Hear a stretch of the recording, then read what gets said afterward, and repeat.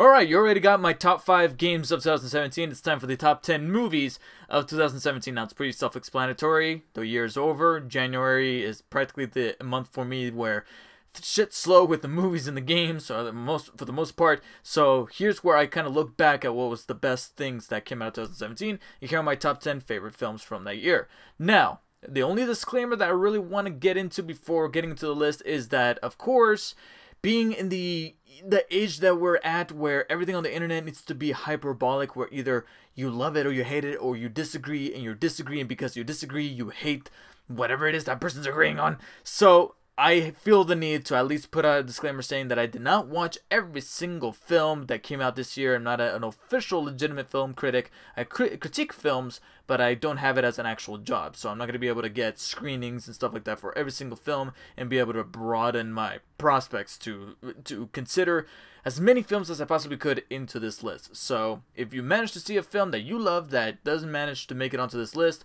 that's probably a reason. Either that or I just didn't like the movie. So with that disclaimer out of the way, let's get down to the nitty-gritty. First off, the honorable mentions. The films that if I was to make a top 15, that would be the bottom 5. But it's a 10, it's got to be even. So these are the films that came close, but couple things within the film kind of held it back from making the top 10. So those honorable mentions are The Big Sick, a really heartfelt, enjoyable film. It's one of those feel-good films that has great writing and great realistic characters. I just felt like it was a little sitcom-y at times. Split, great comeback film from M. Night Shyamalan to kickstart the entire year. It came out in January and it was actually good.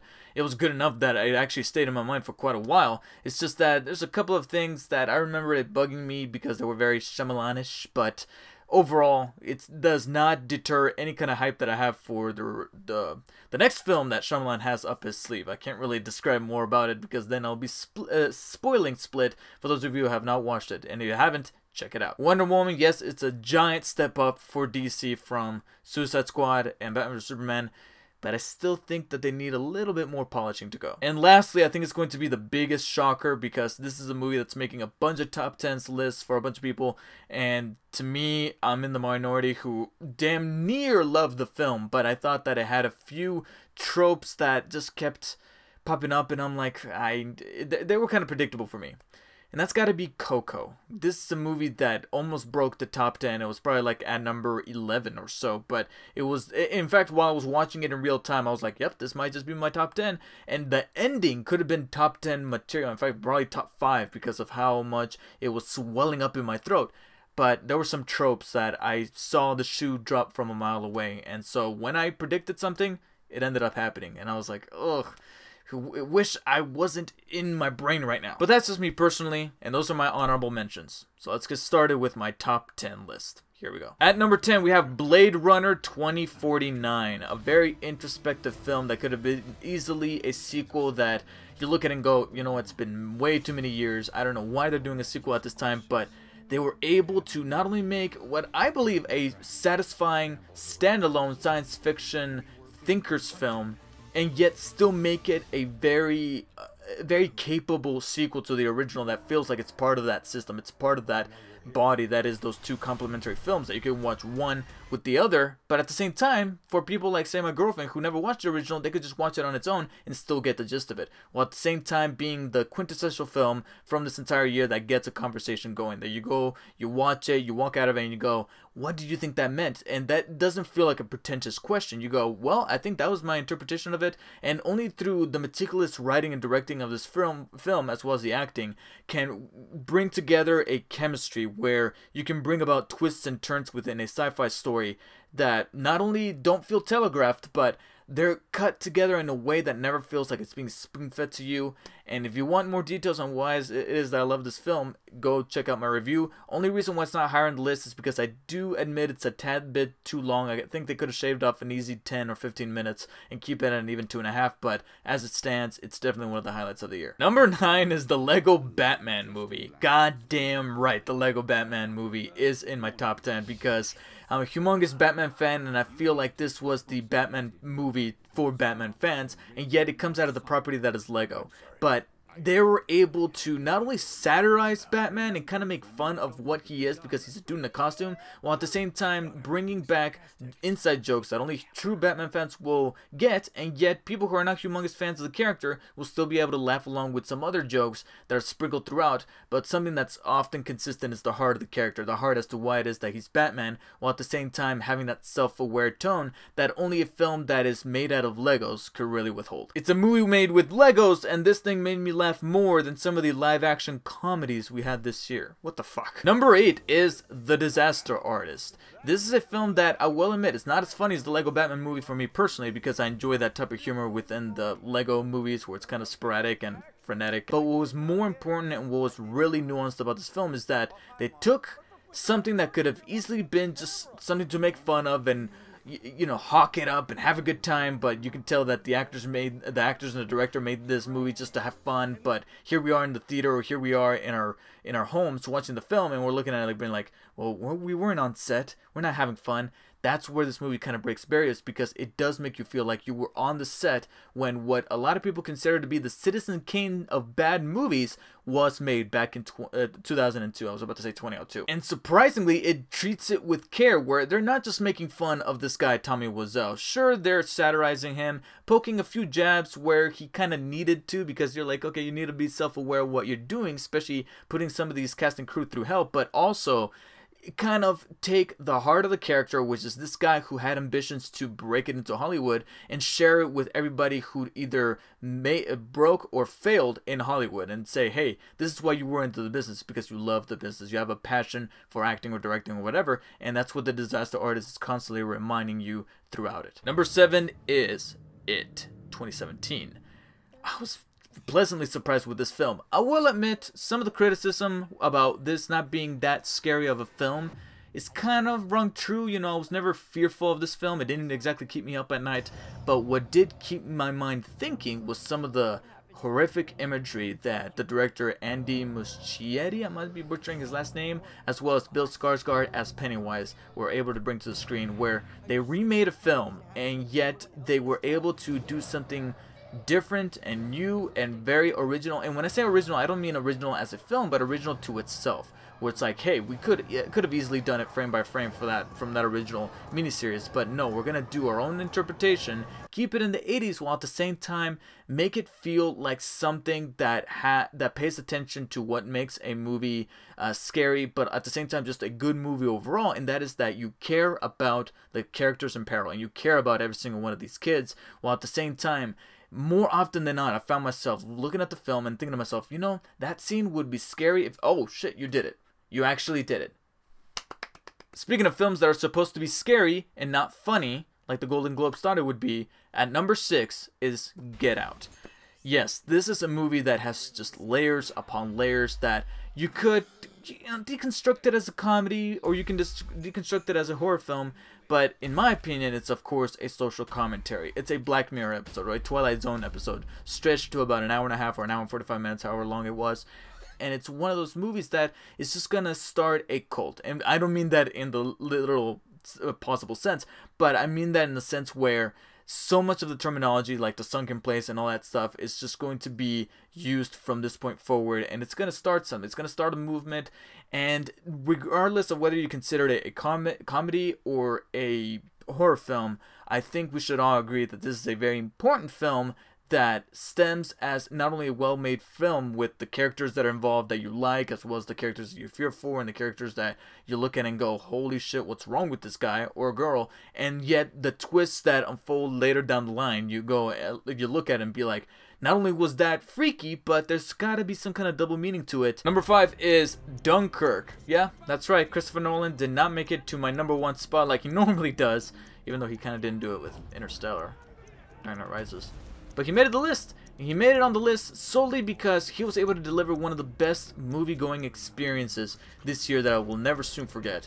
I knew for a fact that I needed to check out this movie in IMAX, especially when he shot it that way. It was being projected on film, and I just had the absolute pleasure of seeing it in that format. Now, let's strip away that format and think to ourselves, is this still a really well-made film? Hell yeah, it is. The cinematography, the way it's able to capture the atmosphere and the experience of going through World War II and being fearful of these British soldiers that are essentially kind of cornered, it really is an intense experience, coupled with Hans Zimmer's score of that goddamn stopwatch. I will admit there is a little bit of a lack of a story. In fact, this movie along with Get Out were tied. I was switching back and forth between the two of them because one of them had the commentary, the social commentary as well as the story, and then the other one had the humongous visual spectacle, and I just had to go with my ranking here. Number 4, War for the Planet of the Apes. This is supposedly wrapping up the trilogy, the Caesar trilogy as they call it, and it's a really amazing way to go because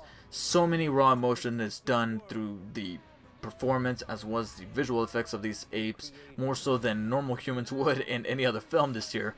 And at the same time, it's able to deliver the blockbuster goods, and at the same time being able to tell a story that is filled with sorrow, but I mean that in the most complimentary possible way, where it has its inklings of humor to kind of elevate it, because otherwise it would have been a humongous drag. But it's important to note that these are characters, ape characters, that are facing oppression, and they never called for it. They never asked for it. And Caesar's constantly saying, I didn't ask for this, I didn't ask for war, but y'all started it. And War for the Planet of the Apes brings it to a climax, and it does it tremendously well. And I just cannot recommend this film enough. In fact, the more I talk about it, the more I feel the urge to want to go see it again. Number 3, Spider-Man Homecoming. Speaking of films that I wanted to go see again, I did in fact see Spider-Man Homecoming about 3 or 4 more times, but that was mainly out of obligation because it kept playing in the background at work.